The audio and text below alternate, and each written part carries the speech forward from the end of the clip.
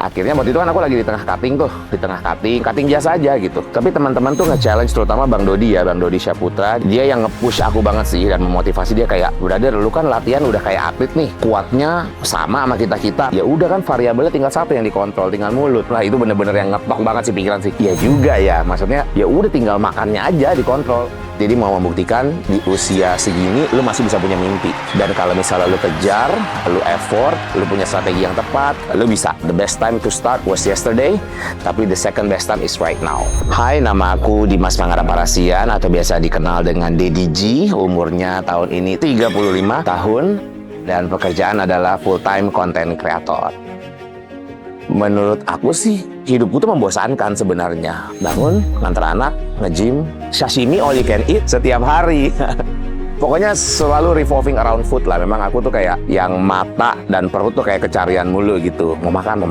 Tapi nggak nyangka pas pandemi itu nyentuh 120 kilo ya mulia. Tapi menurutku aku kuat, so it doesn't matter. Dulu I don't care about my weight, I don't care about my look. Dan end up-nya di-challenge sama Evolin untuk transformation pertama kali di tahun 2022. Di situ Kodiki, CEO-nya Evolin, dia datang menawarkan coba bertransformasi dengan produk kami. Kalau misalnya cocok, let's collaborate gitu ke depannya. Dan dikasih spare waktu 3 bulan. Dikasih tau lah menurut dia step-stepnya gitu. Lu harus punya target, punya apa. Akhirnya aku target diriku sendiri untuk turun 15 kilo. Terus aku bener-bener hajar, bener-bener kayak fokus. Gue laku itu aja.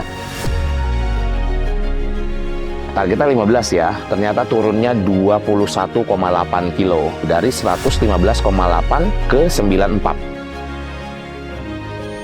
Habis itu kan karena aku ngerasa kurang lebih udah ngerti caranya nih. Soalnya kan setelah cutting yang agresif begitu, berikutnya kayaknya gue aman nih. Kayak mau cutting di sini gitu. Kayaknya udah ngerasa gemukan kan naik dikit. Aku pikir tuh segampang itu body recomposition. Ini bisa turun lagi nanti 15 kilo, turun lagi 15 kilo. Aku jalanin lagi, terus kayak cuman turun 6 kilo, naik lagi 2 kilo. Basically cuman turun 4 kilo. Again, I was reminded, iya ya, gue nggak punya goal kali ini. Bener-bener cuman kayak punya time, punya waktu, tapi nggak ada target. Bener-bener nggak ada target karena nggak ada tuntutan gitu. Dan aku waktu itu kan cutting casual tuh ya latihan ya sekali sehari, kardionya bolong-bolong gitu. Nah ini karena teman-teman sama Binaraga kurang lebih kayak involved in what they were saying, witnessing with my own eye, kayak disiplin banget ya. Dulu kayak kita cuma dalam level kagum, terus kita nyobain makanan mereka, kita nanya diri kita sendiri, kita bisa nggak ya kayak gini. Akhirnya waktu itu kan aku lagi di tengah cutting tuh, di tengah cutting biasa aja gitu. Tapi teman-teman tuh nge-challenge, terutama Bang Dodi ya, Bang Dodi Syaputra. Dia yang nge-push aku banget sih dan memotivasi. Dia kayak, brother, lu kan latihan udah kayak atlet nih, kuatnya sama kita, lu juga bisa lah pola hidup lu teratur gitu. Ya udah kan, variabelnya tinggal satu yang dikontrol, tinggal mulut. Lah itu bener-bener yang ngetok banget sih pikiran sih. Ya juga ya, maksudnya ya udah tinggal makannya aja dikontrol.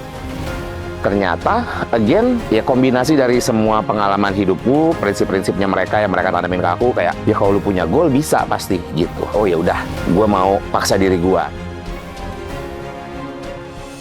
Pas 3 bulan itu menjelang kayak tanding, bener-bener di spill lah mereka harus begini, bisa nggak? Oke, aku sesuaikan dengan konteks hidupku. Thankfully kan karena aku content creator ya, freelance kerjanya, jadi bisa ngatur-ngatur waktu lah. Yang aku lakukan itu adalah fasted cardio. Sesudah itu baru makan pertama tuh kayak sekitar jam 9, terus jam 10 aku mulai nge-gym.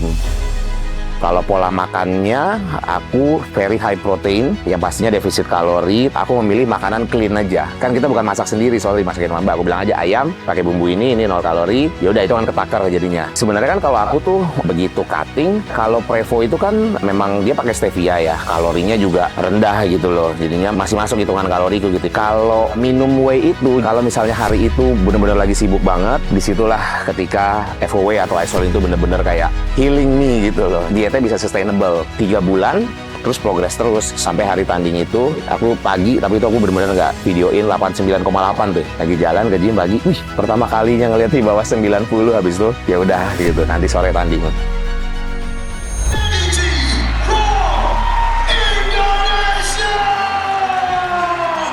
Sebenarnya ya kita kompetitor baru ya gitu loh. Nggak expect orang tuh support segitunya. Tapi orang tuh ternyata shock and surprise banget ngeliat, wah gue kayak gini. Akhirnya pertama kali buka baju bukan hanya di konten gitu loh, tapi benar-benar di atas panggung. Ternyata oh jadi fifth place, oh jadi third place. Apalagi pas sesudah ngeliat feedback teman-teman bagus, di situ benar-benar super happy sih. Yang paling berperan penting sih, support system istri itu luar biasa. Istri itu bener-bener take care, bener-bener dari semuanya. Aku bangun tidur, siapin meal, perihal makan, perihal tidur, dan itu mungkin yang bikin in a way itu ketagihan gitu. Pengen lagi, pengen nyobain lagi. Sebenarnya original plan-nya bener-bener mau ikut EIC aja, karena kayak kalau gue mau turun panggung, gue harus turun di panggung yang paling bergengsi, paling keren nasional. Tapi akhirnya jadi memutuskan untuk bertanding di Pro Qualifier Hong Kong untuk mencari kartu IFBB Pro. It's never too late to start sih, karena jadi mau membuktikan di usia segini lu masih bisa punya mimpi. Dan kalau misalnya lu kejar, lu effort, lu punya strategi yang tepat, lu bisa. The best time to start was yesterday, tapi the second best time is right now. Evelyn, that's my evolution.